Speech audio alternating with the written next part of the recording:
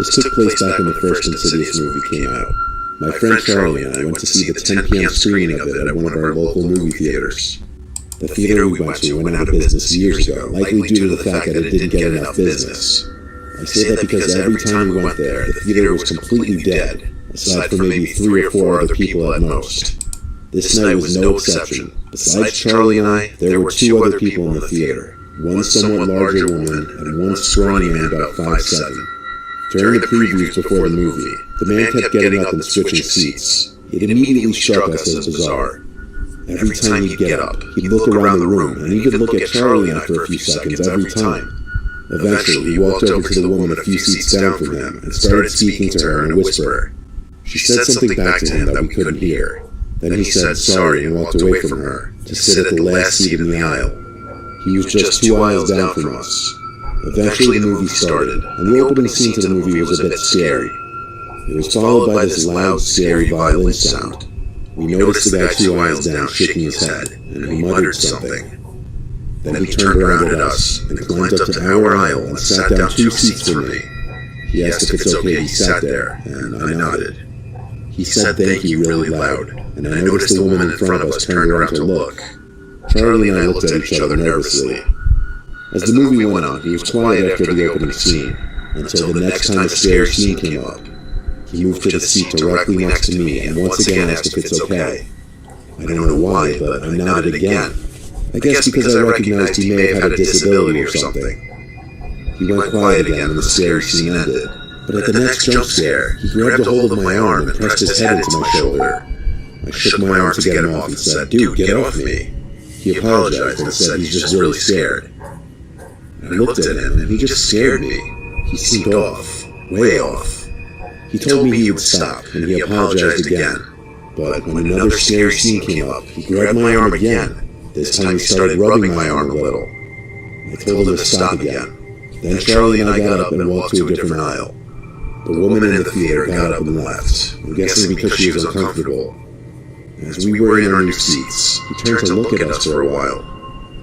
We tried our best to ignore it, but it was too much. We got up and started walking out of the theater. He got up as well, asking where we're going, and then he asked if he could take us out for dinner. Charlie said, "Nah man, we're good, thanks," and we walked out. We walked through the empty movie theater hall, and heard the door to the room we were just in click open. We turned around, and there was the guy, peeking his head out from the door. When he realized we saw him, he went back into the room. Charlie and I walked faster now to the lobby, and told the girl at the front desk about the creepy man making everyone uncomfortable. She gave us a refund because the woman before us also complained about him. We then left and started walking at Charlie's house, hitting his vape pen and just talking about how weird and creepy that was. We were somehow able to laugh about it, even though we were also pissed that we just left the movie halfway through. On our walk home, we both stopped, when we heard a rustle in a bush about 10 feet from us, and a muffled little laugh sound. Charlie pointed to a bush in front of the house, and we could see that man from the theater creepily poking his head out from the bush. He asked, "Where are you guys going?" He said it with this tone that said everything to us, that we needed to run. We sprinted all the way down the street till I felt like I was going to throw up. Luckily at that point Charlie's house was right there. We weren't being followed anymore. He looked weak and probably not fast anyway, but we weren't risking getting shot or stabbed. Something was very off about that man. Maybe he was drugged out, or maybe he belonged in a mental hospital. I'm glad we decided to run.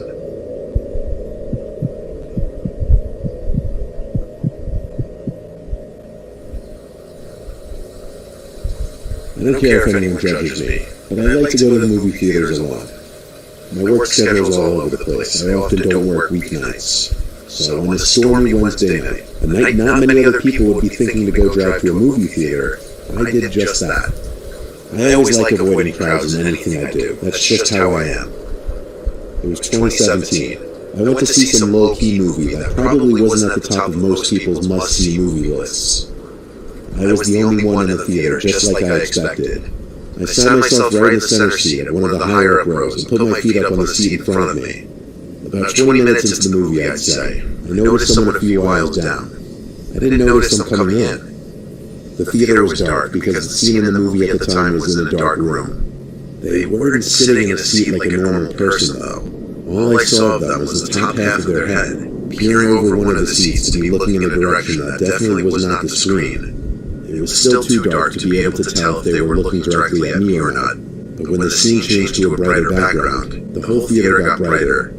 Bright enough to see they were looking basically at me. But their face was so pale and lifeless looking, and their hair messy and wiry looking. I couldn't even tell if it was a man or a woman. I'm an introvert, or just an awkward person, so I didn't really want to ask if there was something wrong. I viewed that as confrontation. The screen went darker again, and at the same time, the person lowered down behind the chair completely until I couldn't see them anymore. They were completely hidden from my view. I couldn't concentrate on the movie now, though. I was actually very uncomfortable, actually quite terrified. I didn't get up, though. I stayed put in my seat. Many scenes in the movie passed. I almost forgot about what happened. Almost. Just when I was getting back into the movie, the person's head appeared from behind the seat again. This time much closer, only like 3 rows of seats away from me. I actually let out a holy shit and a loud yell because it genuinely made me jump. Now I was able to see more detail or features in their face. They actually looked lifeless. Their eyes motionless, hung open. But still, I somehow couldn't tell if they were looking directly at me or not. Now I could better see it was a man with long, unkempt hair. I noped the F out of my seat and down the road to the exit. I had to pass the row in which the person was in to get to the exit door. As I passed the row, I looked down it, and while I expected to see the rest of the person's body sitting hunched behind the seats, instead what I saw was something you'd see in a nightmare. There was some guy basically laying on the floor, holding up a severed head perched on a stick. I didn't stick around to see if there was some sick joke or if the head was real or not. I ran for it through the exit door, and I ran out of the back exit of the building to the parking lot. I drove home in a panic, heart racing. That head looked so real. I got home and did some research about possible recent murders or missing people in the area, and I found something. After browsing a list of missing people in the area, I found a picture of a 17-year-old boy named Donald Watkins who had gone missing a month prior. And based on the picture I found, his face could have matched the head I saw in that theater. Of course, that could be my brain trying to connect any similarities. But the hair, the nose, the eyes, they looked like they could actually be a match. The next day, I simply made a call to the theater, told them the story, and suggested they check their cameras and see if anything strange came up. I gave them my number to reach me if they needed to, but I never heard from them. I chose to not spend any more of my time on it.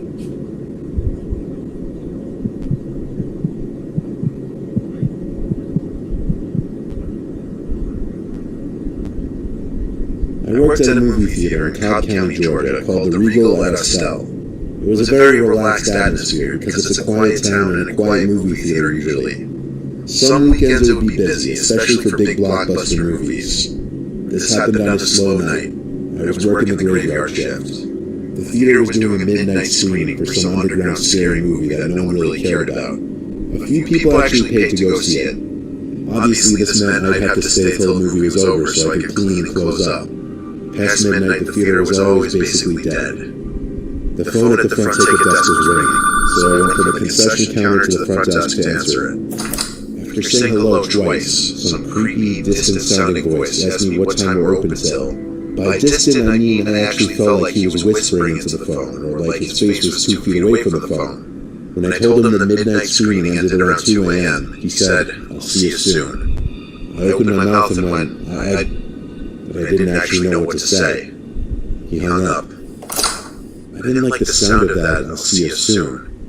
I went back to the concession counter to just scroll on Instagram and other time waster apps on my phone. Then the phone rang again.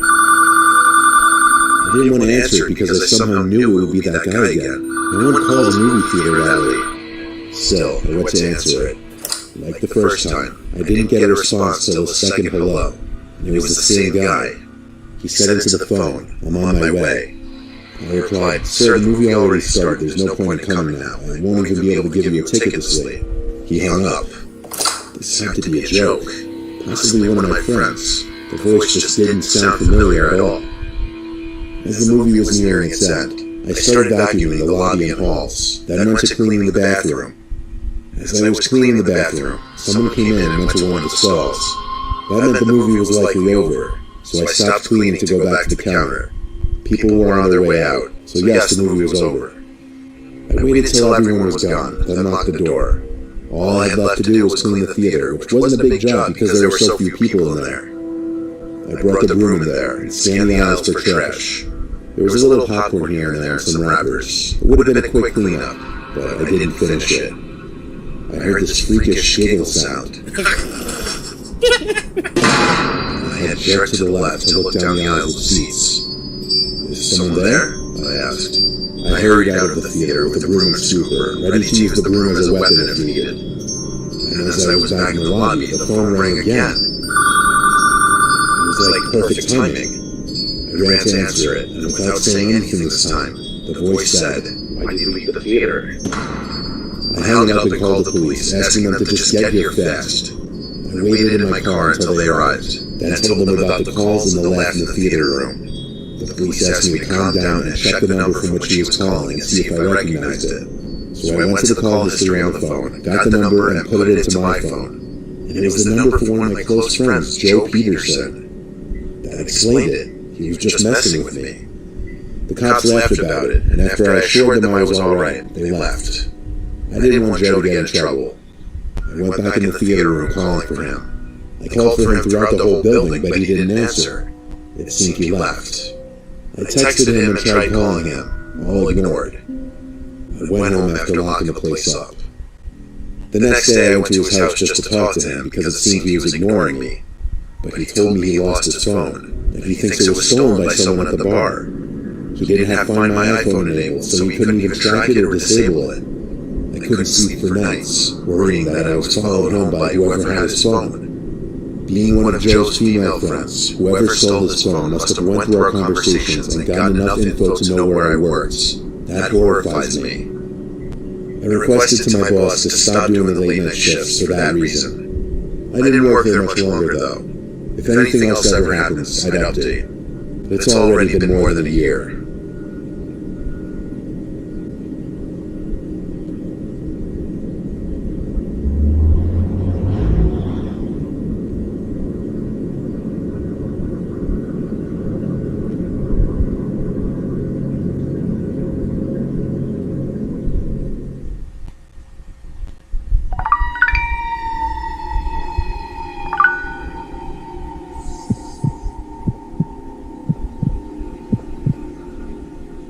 I'm very anti-dating apps, but I guess I'm biased because of the nightmarish experience I had with Tinder.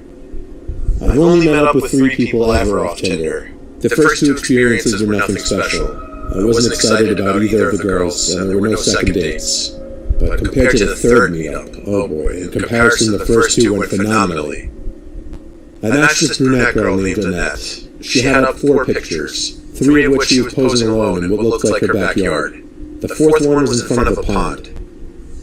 At the time, I didn't see it as a red flag that she was alone in all of her pictures. Honestly, why would I?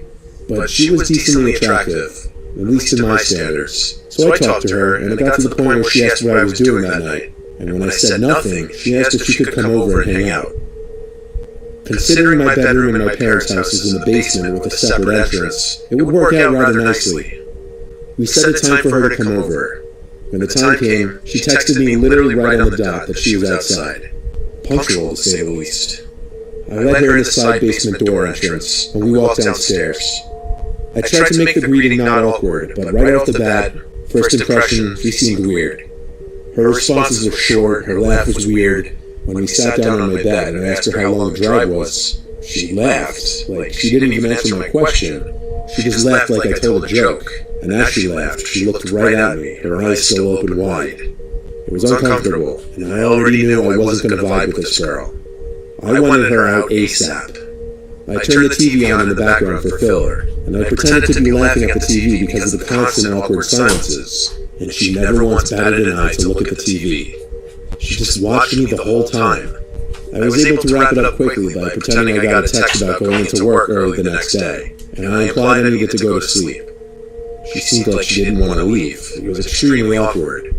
But I managed to get her to follow me out the basement door. When she was finally gone, I had to ask myself, what did I just put myself through? Not even 5 minutes after she left, she texted me, "Are you sure you have to go to bed? I was having fun." I read the text and sighed. I threw my phone on the bed to charge while I went to get food upstairs. When I got back, I had 3 more texts from her, 2 being question marks, the last one being hello with more question marks. This girl was clearly nuts, so I blocked her. Done and done.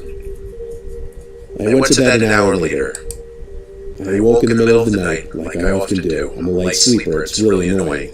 Waking up randomly isn't weird for me.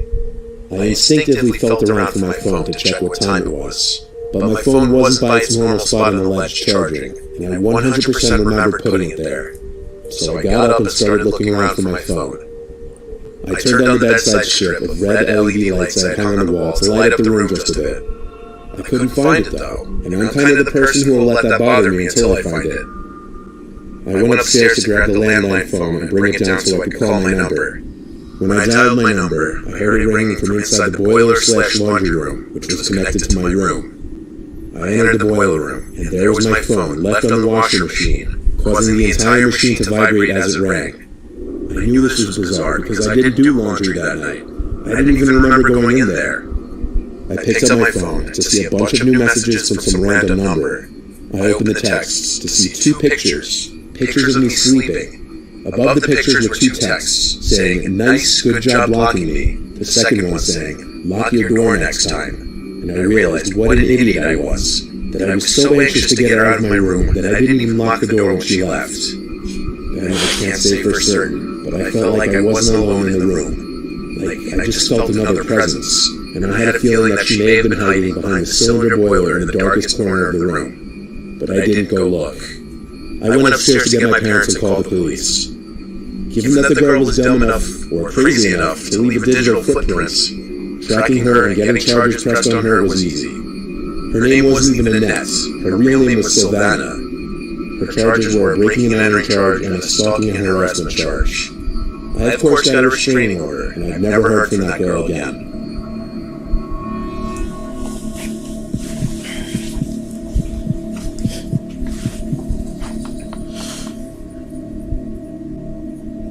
I've tried all the major dating apps, and I never really have much luck on them. My friend told me he was having luck on this app, hot or not, so I gave it a try. And right off the bat, I was getting a lot more likes, albeit from girls I didn't really find attractive at all. Still, on my first batch of free swipes, and that's just one cute blonde girl named Julia. I'll spare the details of our conversation, but it went excitingly well. It was one of those rare matches where the girl was attractive and very receptive to my messages, seeming like she was actually enjoying talking to me. We quickly moved to Snapchat. I asked her for her number, but she said let's talk on Snapchat instead. I was fine with that. I added her on Snap and she added me back.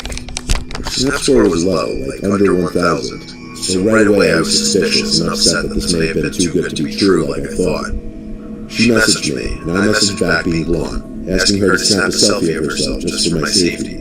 I told her there's a lot of catfish profiles going around, so I can't be too careful. She opened the message right away, but didn't reply for a minute. I thought for sure the account was going to block me any second, but instead, to my surprise, I got a notification that I got a snap from Julia. I opened the snap, and it was the same blonde-haired girl from the pictures. Still, I wasn't convinced, so I asked her to give me a thumbs up or a peace sign. She opened the chat. I was waiting to see if she'd block me this time. She didn't respond for a couple minutes, until finally, she sent another snap. I opened it, and it was half her face smiling, holding up a peace sign. That was enough for me. I snapped her back, and then we messaged for a little while. We eventually made plans to hang out. She invited me over to her house, which was across town, not too far away. She said she was home alone and that it wouldn't be a problem. She gave me an exact address. I noticed she had her Snap map on, so I did a little check to make sure her address matched her Snap location, and it seemed to check out. I told her I'd be over in a few. I changed into decent clothes, sprayed on some cologne, combed my hair, and got in my car to head over. I remember thinking I may have overdid it with the cologne. She snapped me while I was driving, asking if I was on the way. I told her yes. She read it immediately, but didn't respond. I got to the house. It had the number 22 written clear as day next to the door. I messaged her that I'm here. She didn't open the Snap though, so I decided to just go ring the bell. There were no cars in the driveway, and the grass seemed like it hadn't been cut in a few weeks. I rang the bell, but she didn't answer, so I started knocking really loud. When she still didn't answer, I went back to Snap and tried calling her using that. It just kept ringing though, she didn't answer. Was I just pranked? I suddenly heard a woman's voice yelling something at me across the street. For some reason I imagined it to be Julia at first, so I realized it was an older woman yelling, "Excuse me, what are you doing?" I began walking back to the street and called back, "I'm meeting someone." She said back to me at a lower volume now that we were closer, that I had the wrong house, nobody lives there. I asked the address of the house, and the address she told me matched the address this Julia girl gave me. I thanked her and got in my car. I went to try to message Julia one more time, but she blocked me. I felt like I was played for a fool. They unmatched me on Hot or Not too. Luckily I took screenshots of the profile before that, because I sent some to one of my friends before driving to the house. When I got home, I sent screenshots to my friend group chat with like 8 other people, asking if anyone knew her. One guy, my friend Darren, said that's Lisa, a girl who overdosed on heroin 2 years back. When he said that, another friend in the group chat confirmed he was right. I got goosebumps because the snaps I got were from a girl who matched that Lisa girl completely. I told my friends, and they thought either I was crazy or the situation was crazy. I'm without a doubt certain the girl no snaps was Lisa. How this happened, I have no earthly idea. But I question, why was I led to that house? I can't even try to imagine.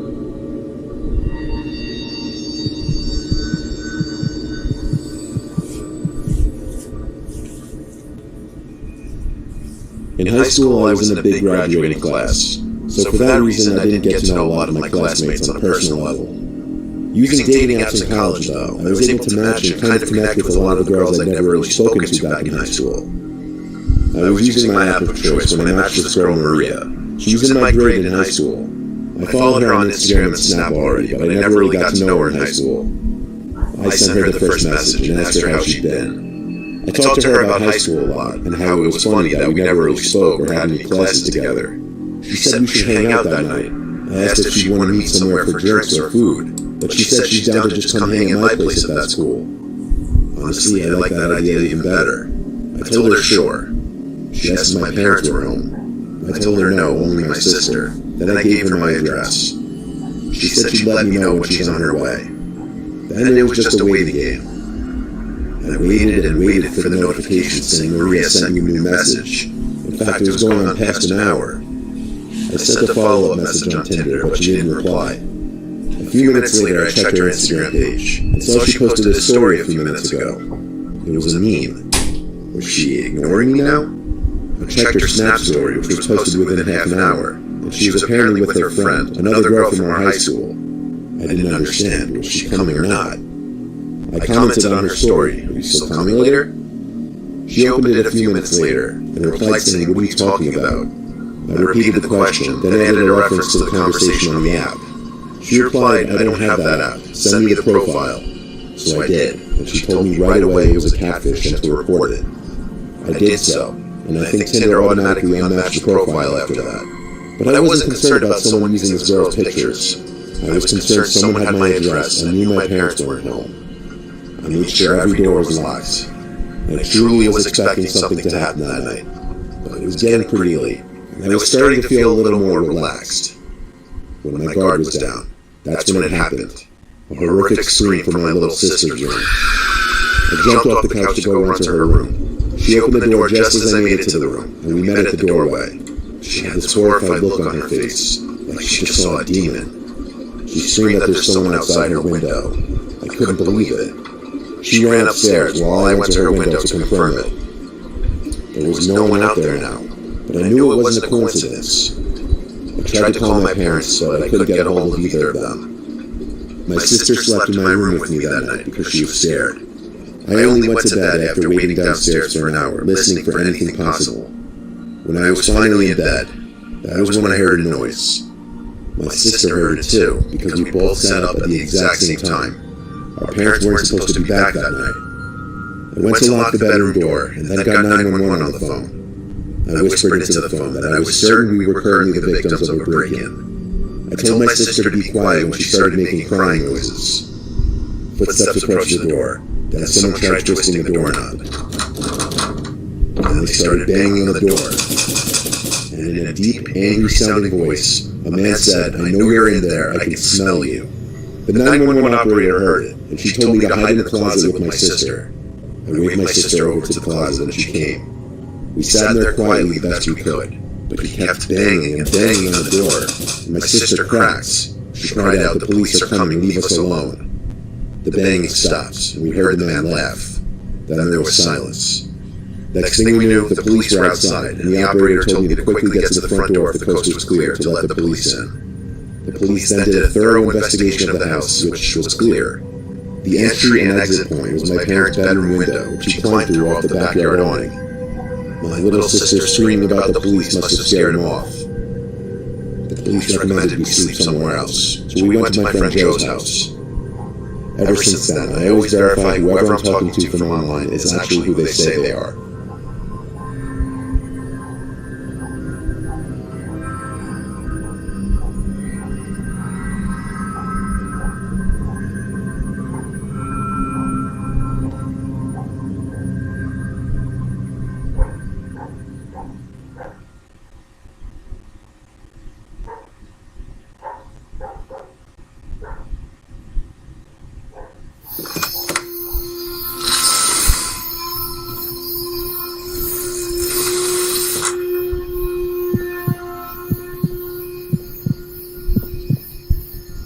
My aunt and uncle live in Fort Myers, Florida.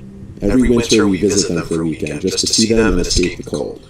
This has been a long-time tradition, dating back to when they first moved there, about 15 years ago, so we've been doing this almost as long as I could remember. This happened back when I was 12. My cousin Ashley, who was a year older than me, would always be there, of course, so the two of us would hang out a lot during these visits. She was cool to hang out with, and I related to her a lot, even though I was a young boy and she's a girl. She'd always be down to do the cool stuff that I'd normally do with my friends at that age. After the family dinner on the first night there, we all watched a movie together. After the movie, our parents hung out with each other in the kitchen drinking wine. They wouldn't let Ashley and I go out that late, as we were only 12 and 13, but Ashley wanted to go to a nearby canal where locals were apparently reporting having seen a 10-foot-long alligator. Basically, we both wanted to go see if we could find the gator after she convinced me. We snuck out through the back door while our parents were still in the kitchen. On our way to the canal, we stopped at the 7-Eleven on the street so we could get some snacks on the way. The cashier already told us to be careful out there, implying it was late for us to be out. The streets were deserted at this hour. The area of Fort Myers in which they live is on the significantly quieter side. We walked for like 10 minutes, and the closer we got to this canal she kept talking about, the swampier the sides of the road started to get. Ashley froze in front of me and looked straight ahead. She pointed ahead and said, "What's that guy doing?" I saw right away what she meant. At the far end of the street, there was the silhouette of this man, just standing completely still on the sidewalk. If he was walking or perhaps looking down at something in his hands, it would have been different, but him just standing still doing nothing, apparently looking off straight ahead, it just sent shivers down both our spines. Ashley said this was the only way to get to the canal, unless we cut through people's yards or gross sewage-type water. So we continued walking, but slower, more cautiously. We were half the distance from the man now, when he suddenly turned around. I don't mean he turned his head. No, he literally turned his whole body around at once without even taking a peek to see if we were coming for us or anything. We stopped. He was facing us, no doubt. There was a bit of a standoff for a few seconds before he lifted his arm and started waving at us. It wasn't a normal, gentle wave of a hand. No, he was waving his whole arm. It soon transitioned into him making a come here motion with his arm. Ashley and I looked at each other, then started running away down the street, back the way we came. We got winded pretty quickly and stopped to catch our breath in front of some small yellow house. We sat on the grass of the property for a second, just gathering our thoughts. Ashley told me there are a lot of weird people that live down there, especially in the area we were just walking. Now I understood why her parents didn't want her out this late alone. We got up after a couple minutes and started walking back to her house, when we saw him again. That guy was at the end of the street, not moving once again. He was as still as he was before, his same exaggeratedly stiff, arms-flatted side posture. He was directly under a streetlight this time, so we could see his features. He was like 40. His hair seemed to be slightly slicked back. His nose seemed to be fucked up, like it was bent to the side. He was smiling too. He He wasn't showing teeth, though. It was a closed-mouth smile. He once again started waving at us. Then, I still don't know why, Ashley got up and waved back at him. As she did this, he stopped waving, and his smile disappeared. It was only a few seconds later that he erupted into a full-on sprint towards us. Ashley started screaming and running. I got up off the ground and ran as fast as I could after her. I was in pure shock. I think that's why I couldn't get a scream out. That and it would take extra breath that I didn't have. We ran through people's yards, hopped over fences, and ran down different streets until we finally made it back to her house. The back door was locked now, so unfortunately we had to knock on the door, exposing us. Trying to avoid getting in trouble, we simply said we ran to 7-Eleven to get snacks. While Ashley's parents were more upset than mine, they let us off with just a slap on the wrist, telling us not to go out again at that hour. That man's face lit up under that streetlight still terrifies me to this day, 10 years later.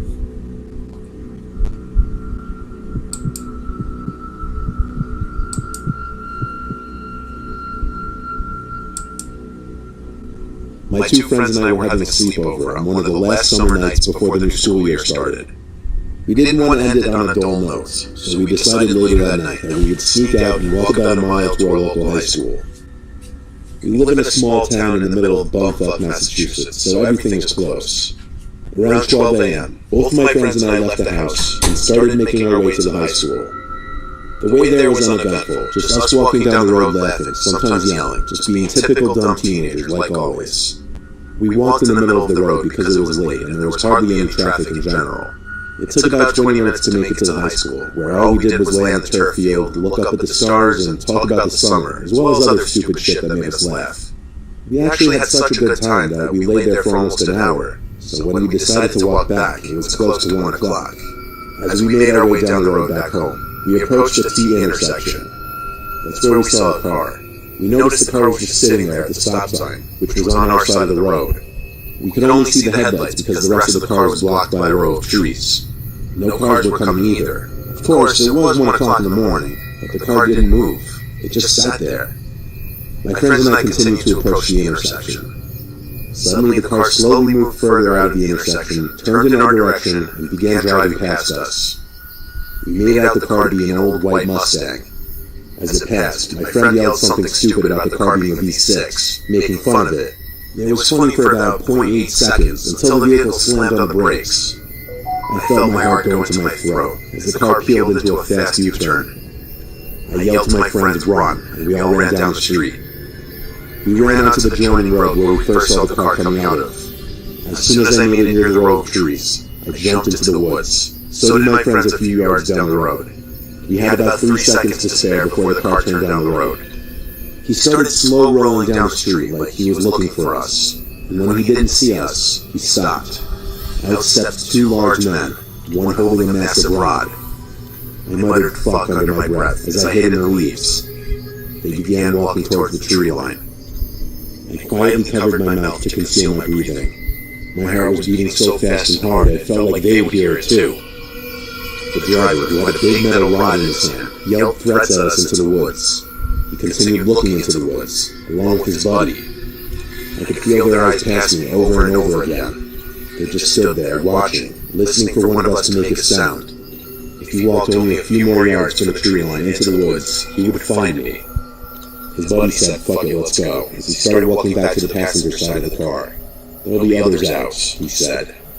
The driver took one last look into the woods and hopped into his car. The car turned around and took off back down the road past the high school, leading out of town. I stayed in the woods for another couple of minutes, waiting to see if the car would come back, which it didn't. I stepped out, along with my friends further down the road, and we all ran all the way home. We made it back and tried to enjoy the rest of our night. We tried to laugh about it later, but deep down, we knew how scary that was. We thought it was just another crazy experience, until 2 days later, when we found out through some local friends of ours that a white Mustang was stolen and involved in a robbery from the next town over, the same night we were chased. I could only imagine what would have happened if those 2 men decided to walk further into the woods.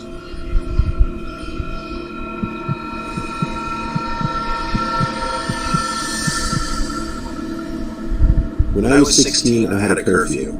I wasn't allowed out past 12 on weekends. My friend Jose was lucky enough to not have a curfew. It was a Saturday in 2013. My parents were asleep. Jose wanted to go explore some abandoned hospital across town, so I snuck out of my room very quietly and tiptoed down the stairs. I exited through the back door and grabbed my bike from the shed, then I left on my way to Jose's house. From there, I met him and we rode across town. It took about 10 minutes. I followed him the whole way, until we ended up at this fenced-off property. Inside of the perimeter was this tall brick building. It didn't look that old.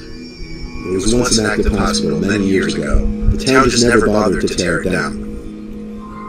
We parked our bikes in a big bush out of sight. Next step was hopping the fence, which was easy. The third step was finding a way into the building. We scanned the perimeter by walking around the building, until we found a basement-level window that was already broken open. Jose went in first. I shined my flashlight into the window for him so he could see. It looked a little scary down there, considering how dark it was. Nevertheless, I wasn't going to bitch out now. It was my turn to enter while he held the light. Once we were in and both had our flashlights on, though, it was pretty well lit. There wasn't much in this basement level we entered into. It seemed to be mostly for storage and boiler-type rooms. We found a stairway upstairs, and once we went through this rusty door, we were on the main floor, in this hallway that still had some of the lights on. It sounds weird, but having some of the hospital lights still on just made this more eerie. Like we were a little more worried about running into someone. It's not like the whole place was lit up. There would be like one light on here and one light on down the hall, with lots of pitch-black corners and dark gaps in between. There was also this loud buzzing, whistling sound that we couldn't pinpoint. It was kind of creepy. We started exploring by taking a look into each little room. Most of the expensive stuff seemed to be cleared out, like the beds and equipment. The place was kind of clean for an abandoned building, though. It seemed not many people explored it, that or just previous people didn't trash it. Though there were some holes in the walls, and some things thrown on the floors, as expected. There was one room with the door closed. We tried opening it, but it was locked. Extremely weird, considering every other door was opened. Jose had a good point, though. Patient sleeping room doors aren't permitted to have locks on them, so that meant something was blocking the door. We also heard noises on the other side of the door, like very, very light thump sounds. We went into the adjacent room, and there were a bunch of tiny holes in the walls. There was one hole in the wall adjacent to the next room over with the blocked door, a hole big enough to look through. I quietly got on my knees to look through it. My eyes had to adjust to the darkness, but after a second, I could see a woman in a long white dress, leaning on the far wall, seemingly looking at the door to the room. I was truly about to piss myself after seeing her. I whispered to Jose to look. He didn't believe me, but when he looked through the door, he gasped. We whispered to each other, wondering if we should get out. Jose said yes. He stood up and went to the door to the room. I got on my knees one more time to look through the hole again. As I put my eye up to the hole, the entire room was now blocked, because the woman had gotten on her knees and was looking through the hole back at me with this huge smile on her face. I screamed so loud it definitely echoed throughout the whole building. Jose didn't even ask why, he just ran for it with me back to the way we came in the basement. He crawled up through the window first, then me. The whole time I was trying to squeeze through the window, I was scared she was going to come up behind me and pull my legs back in. When we were both outside, we ran for our bikes and pedaled all the way back to Jose's. We didn't laugh about it at all. It genuinely was nightmare fuel. I went straight home after saying bye to him. I didn't feel safe being anywhere but inside my house, in my bed. I don't believe in ghosts, so I don't believe that was a ghost. I believe there was actually some psychotic woman in there. But all I'm saying is if I did believe in ghosts, I would 100% believe that's what I saw in that room.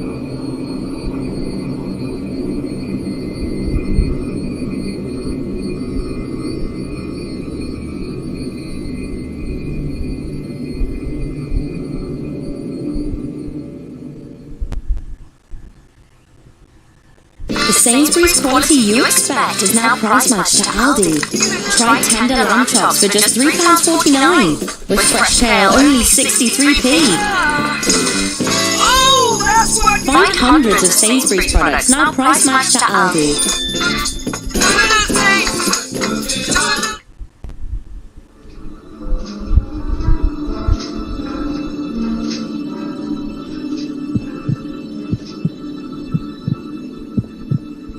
This is a very delicate personal story of mine, so I'm gonna change names and small details around so nobody may recognize it to be me. I've been good friends with a girl named Jess for almost 6 years, since high school basically. We even went to college together and dormed together. When we were in our junior year of college, we moved out of the dorms and into an off-campus apartment. It was a 3-bedroom apartment, and our third roommate was our friend Stacy. We were less close with Stacy, but we had no problems with her. In fact, the three of us would go out together on the weekends. I just had more of that best friend tell everything vibe with Jess, if you know what I mean. It was the spring semester, spring break was approaching, and we were planning the days we'd be going home. Stacy and I were planning on leaving the same day. Jess was going to be staying an extra day because she said she needed to work one final shift at her job. So the day came that Stacy and I left. I said bye to Jess, even though I would probably be seeing her the next day at home. I left and hit the road. But you ever forget something, and when you remember it, it hits you like a brick? That was what happened to me while on the freeway. I pulled to the side of the road in a hurry and checked my bags to my laptop. I checked my backpack too. I realized I had forgotten it. I had driven half an hour already, and now I had to go back just to get my laptop. As much as I didn't want to, I had to. I couldn't go almost 2 weeks without my computer. So my half-hour drive back to the apartment began. When I got back, I let myself in and called for Jess, ready to tell her what an idiot I was. She didn't call back, so she didn't appear to be in the apartment. Her door was wide open though. She usually kept it shut, especially when she wasn't home. I checked my room for my laptop up and down, but I couldn't find it. Curiously, I walked to Jess's doorway and looked into her room, and there it was. My laptop was open and on her bed, next to her laptop. Why didn't she call or text me? I went to pick it up and saw my laptop was signed in. She somehow got into my account, and then she knew my password. I switched to looking at her laptop. It got worse from here. There was a folder open, containing a bunch of pictures. Pictures of me.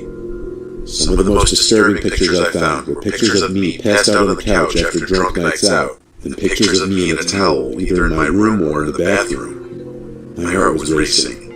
I shut my laptop and started searching her room, her closet specifically, and I found a number of my belongings, mostly articles of clothing. Some I won't mention because it's disturbing and embarrassing. I grabbed all my stuff I could find and stormed out.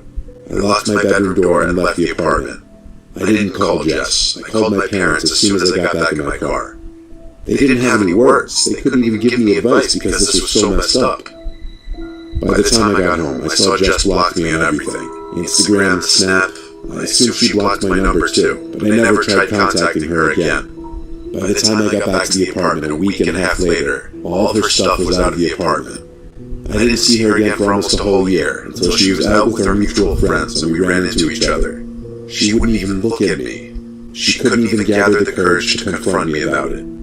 The person that I thought was my best friend for 6 years was a sick, twisted stalker storing lewd pictures of me and stealing my belongings. This brought to light an incident that happened our first month in the apartment. I was drunk after a night of drinking, and I woke up shortly after falling asleep to a sound in my closet. I remembered sitting up, rubbing my eyes and looking around the room, thinking I saw and heard someone in the closet.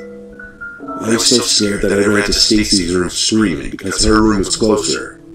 By the time she went to check the room with me, the closet was empty, and Jess allegedly never woke up to come check the commotion. It made sense to me now that she was in my closet that night. I get sick to my stomach thinking about all the things that she may have done that I will never know about.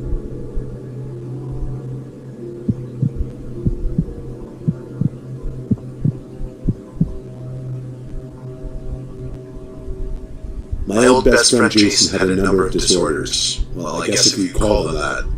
He had insomnia, he frequently had night terrors, and he battles depression.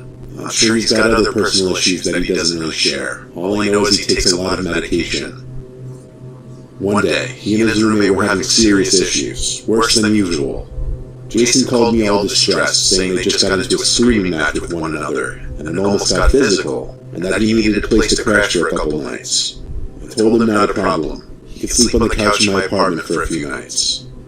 When he arrived, I tried pressing him for more details on the fight, like why it happened, but he didn't tell me anything. I respected that though. If he didn't want to share personal details like that, I wasn't going to press him further for it. He dropped his backpack full of clothes in the corner of the living room, and he kind of just watched TV and played Call of Duty on my Xbox for most of the day and night. I hung out with him for a bit, but I had my own things to take care of. When I got home, Jason was passed out on the couch under a blanket. I passed him quietly and got ready for bed. I woke up randomly, feeling extremely thirsty, and the water bottle I kept next to my bed was empty.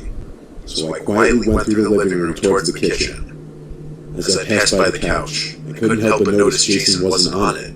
His bag was still in the corner of the room though, so it's not like he left. Maybe he ran to the bathroom. Either way, I didn't look around for him. I went back to my room and kept the door open a crack. It was a long time that I didn't hear Jason leaving the bathroom though, or simply laying back down on the couch for that matter. So I was going to get back up and look around for him just because I was concerned. But as I got up, I started hearing these ticking or clicking sounds, kind of like a rodent. I looked around the dark room, and only then did I notice Jason standing in the corner of my room, arms flat at his sides. I let out a scream and jumped, startled as putting how I felt mildly. Yes, even in this dark room, I was able to realize it was Jason. I threw my pillow at him and yelled, "What the actual hell are you doing?" He flinched and he stopped making the ticking noises, then walked out of my room in a stiff, creepy manner.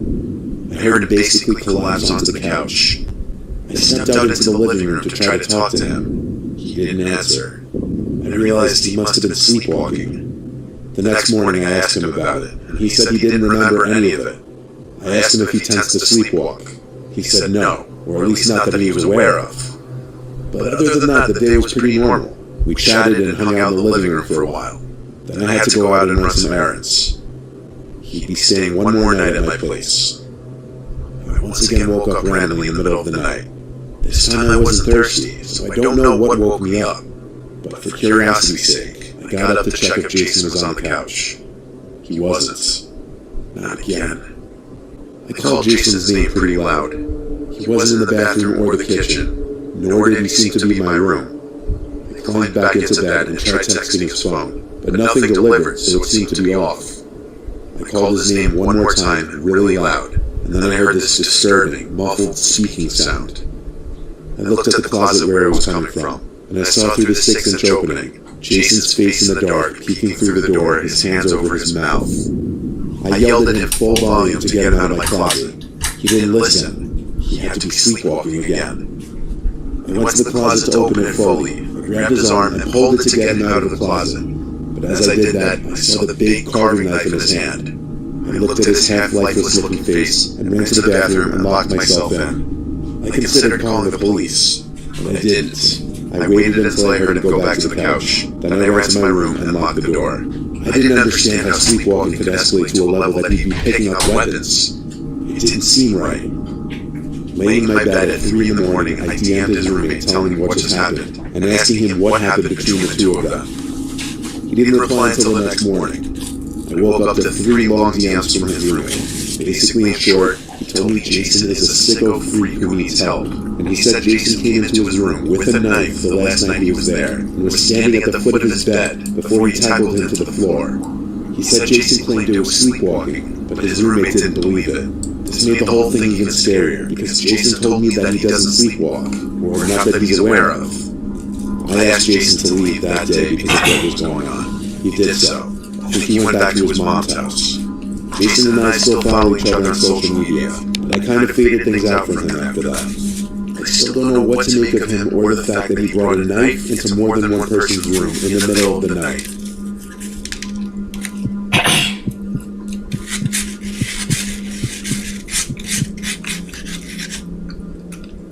This is a deeply personal and disturbing story. I'm not sure why I'm choosing to share it with the internet, but here goes. I don't have too many friends. Up until a few days ago, I looked at this guy Milo as my best friend for a while. I met him in one of my college classes. We got along mostly because we always cheated on tests together and helped each other to find the answers to our homework assignments. Eventually, we started hanging out outside of class, and I would sooner or later start telling him a lot of personal stuff that I didn't tell any other people. Just because I felt most comfortable with him didn't mean I saw him as a super high-quality, genuine guy. He was just someone I thought was somewhat there for me. There was this one night I didn't have plans, so I hit him up, and he suggested we hit one of the bars in town. I drove the two of us there since I wasn't planning on getting too drunk. This night, though, he for whatever reason decided to get blackout wasted, ordering shot after shot, mixed drink after mixed drink. I had a couple drinks to cut myself off so I could drive. Milo was so drunk that he was approaching random girls and saying some pretty foolish things that were causing me to cringe. At one point I had to apologize to these two girls for him, and tried to make light of it, but really the night just wasn't going the way I wanted it to, which was to have a chill, laid-back night out with my friend. He made it stressful, so I pulled him out of the bar and sat him in my car to drive us back to his apartment. I'd never actually been inside of his apartment before. This was the first time. I walked him inside and laid him down on his couch, where he instantly seemed to just crash and pass out. He dropped his phone out of his hand and onto the floor, but didn't flinch. So yeah, he was out. His phone was on and unlocked though. Honestly, I always wondered what the hell Milo even did for work, considering he always seemed to be down to spend money, but never talked about work. In a perfect world, I shouldn't have done this, but I picked up his phone and started going through his camera roll. I don't know what I was expecting to find, honestly. I was really just being a sneaky snoop. But I was doing it because I often thought Milo was a little sketchy and was hiding some things. His camera roll was full of junk, like screenshots of websites, texts, and a bunch of selfies. So I went to the album section and found this suspicious album titled Girls. I opened it expecting to find nudes or porn pictures or whatever, but no, it was much worse. What I found in there were pictures of young women tied up to a bed. In a lot of the pictures, the women were visibly distressed and crying. I won't get into any graphic detail, but the pictures were disturbing. I thought maybe they were from the internet at first, but I took note of the blue bed cover. I went to Milo's room and flicked on the light. When I saw the blue bed cover, I shook my head in disgust, and I guess because I actually had no idea how to feel. I sent a couple of the pictures to myself, then deleted the text off his phone. I put the phone back on the floor next to him and left. The next day he texted me, "I know you went in my room. We need to talk now." He followed that up with, "If you saw any pictures, they were just role-playing pictures." I ignored him. I didn't know how he knew I saw the pictures though, and I don't know how he knew I was in his room. That next night he came to my door and rang the bell like 30 times. I ignored it. And hours later, when I was trying to sleep, rocks were thrown at my window, and I heard Milo outside calling up to me. Moments later, I heard him trying to open one of my windows. That's when I picked up my phone and called him, and yelled at him to simply leave me alone or I would be calling the cops. Then I hung up. He didn't text me or call me again. I still have those two pictures on my phone, and I'm really wondering what I should do and how I should proceed with it. If he really knows I saw those pictures, I don't know if he's going to target me if he gets the chance, or if he's going to move out or what, but at this very moment, I'm a little scared for my well-being.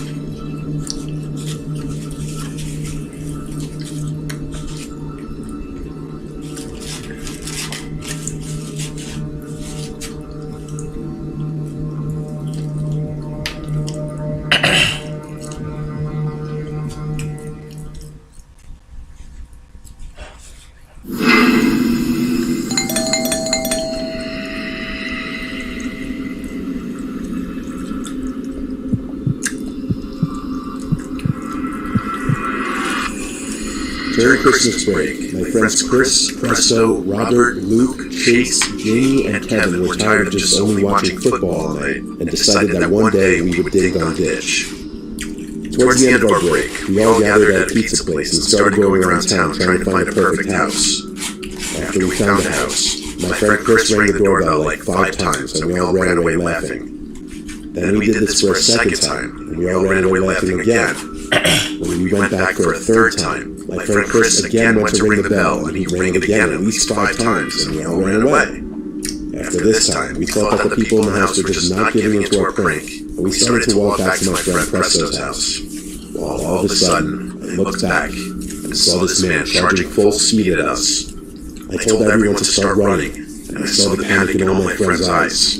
Presto slipped while we were running, but was fast enough to catch back up with us. We then took shelter in Presto's backyard, and we saw the man wandering around the block, looking for us until he gave up. We were all scared and decided to just go home, but we wanted to do the same house again the next day. When the next day arrived, I told my friends that this time I would ring the bell because I hadn't in a while. When I got up and rang the bell and we all started to run away, We all saw the man again chasing us. After we kept running and couldn't see him, we noticed that the man was now in his car speeding after us. This is when we started to split up. Me, Chase, Robert, and Kevin all ran down one block, while Luke, Jamie, and Presto ran down another. After Chase and Robert found a place to hide, Kevin and I were still running away from the man. We hid under some trees for 10 seconds, thinking we lost the man, until the man started to run over people's properties and curbs still after us. This is when Kevin started to run away and I followed him, but because Kevin had a head start, he was able to escape, and the man saw me and nearly hit me with his car while blocking my way. While the man stopped his car in front of me, I quickly took out my phone and recorded this video. Get over here. Where are you going? Sir, slow down the engine. Where are you going? Sir, slow down the engine.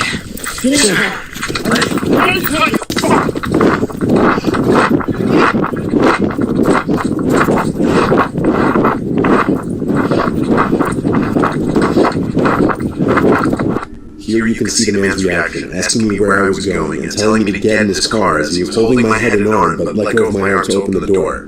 While he was doing this, I took my hand and pushed his hand off my head, which gave me enough room to escape.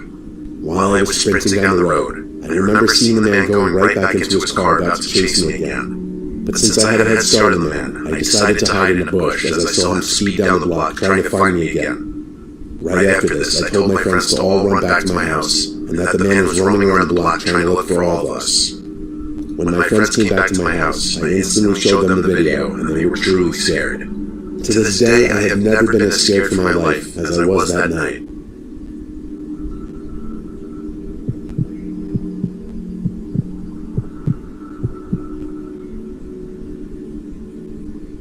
Most kids who play Ding Dong Ditch are, I'd say, between the ages of 10 and 14. My friends and I, however, I guess matured a little later.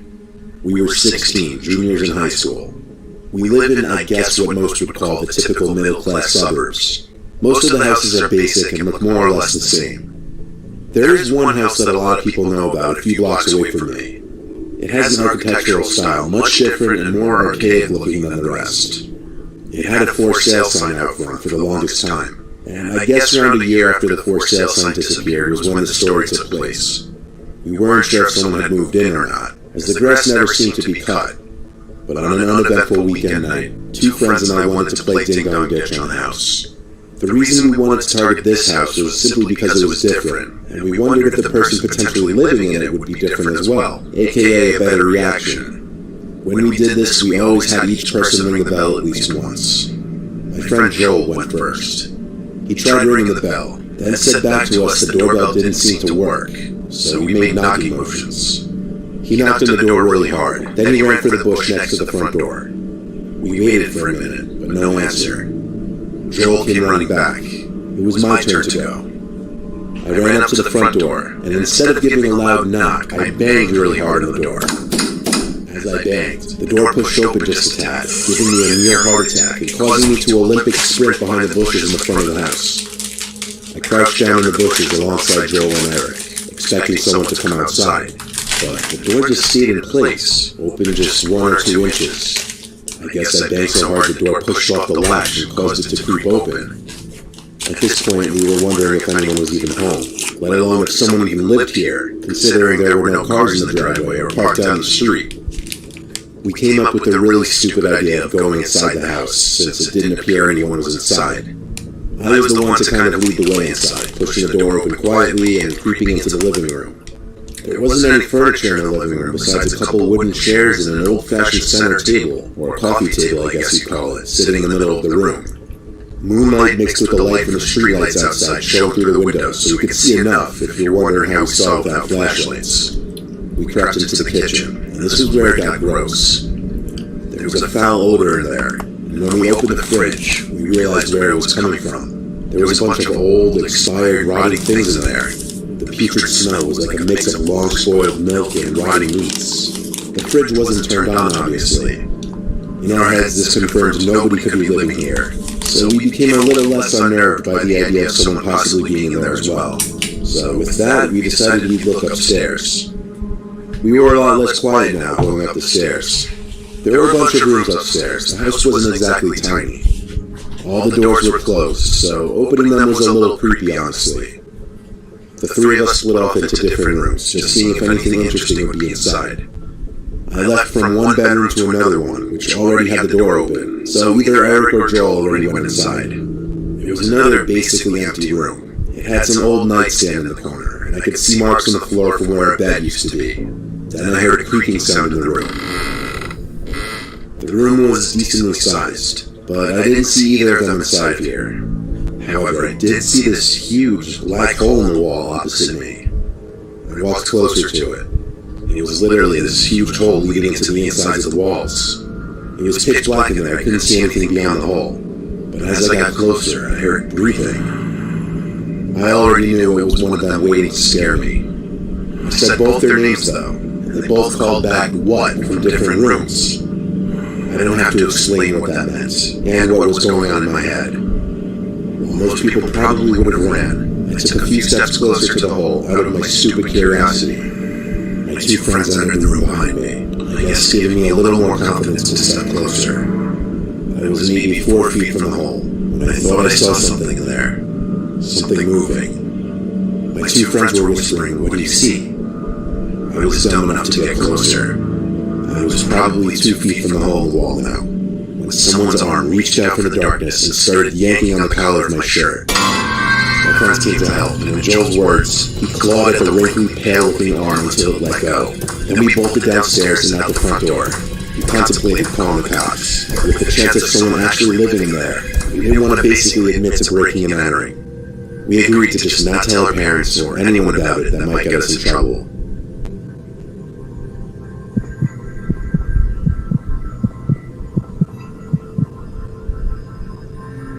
At a certain hour in the night, you enter a certain mental state in which you're not expecting to be disturbed by the outside world.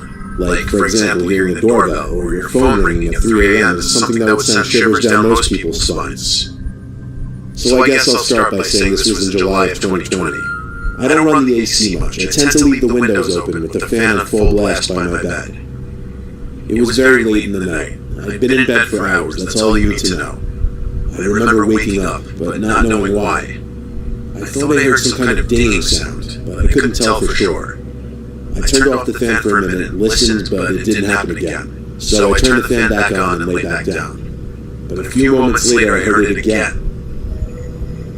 I turned the fan off quickly this time, and then I realized it was the doorbell I was hearing. I looked at the clock and started to feel incredibly uncomfortable. Who could be ringing my bell in the middle of the night? I grabbed one of my baseball bats from my closet and made my way downstairs. I did so quietly, so that I could sneak to the window and peek outside. There wasn't anyone on the front deck. Naturally, having to defend my property, I opened the front door and stepped out onto the deck. No one in sight. Some stupid kids ding-dong ditching, what else? Though all that was going through my head was that any kids doing that at this hour were real sons of bitches. I closed the door, but I sat in the living room expecting it to happen again. I gave it a few minutes. Then as I was halfway up the stairs, I went as fast as I could down the stairs and back to the front door. I didn't catch them in time though. I wasn't about to deal with this. I got 911 on the phone and told them some little shits were ding-dong ditching my house at this insane hour. The operator wasn't really helpful though. He said it's very likely just some stupid kids and to just stop answering the door and they'll eventually give up. When I asked, he said to call back if they really don't give up, or if they go beyond ringing the doorbell. I didn't like hearing that though, it made me a little uneasy. I went back upstairs to my room and turned on the fan full blast to block out the sound of the doorbell. I heard it again over the sound of the fan, but I didn't entertain it. I just really hoped it was actually some dumb kids. When it finally seemed like they had given up, some loud sound made me jump in my bed. At first I didn't know what it was, but I looked at my window and saw that it was getting soaked. It took me a second to understand someone was spraying my window with a hose. It stopped after a few seconds. I didn't even want to move out of the bed in fear that they would hear that, even as much as I wanted to go for the phone. Then there was a voice, not of a child's. It was a deeper voice, though I can't say exactly how deep, because there was someone calling up, "Hey, come outside to your shed." I wanted to be anywhere but in my house at that moment. I got up and looked out the wet window, but there was no one down there. I went for the phone and called the cops again. The same operator picked up. After telling him what just happened, he told me to sit tight and wait for an officer to arrive at my house. Then we hung up.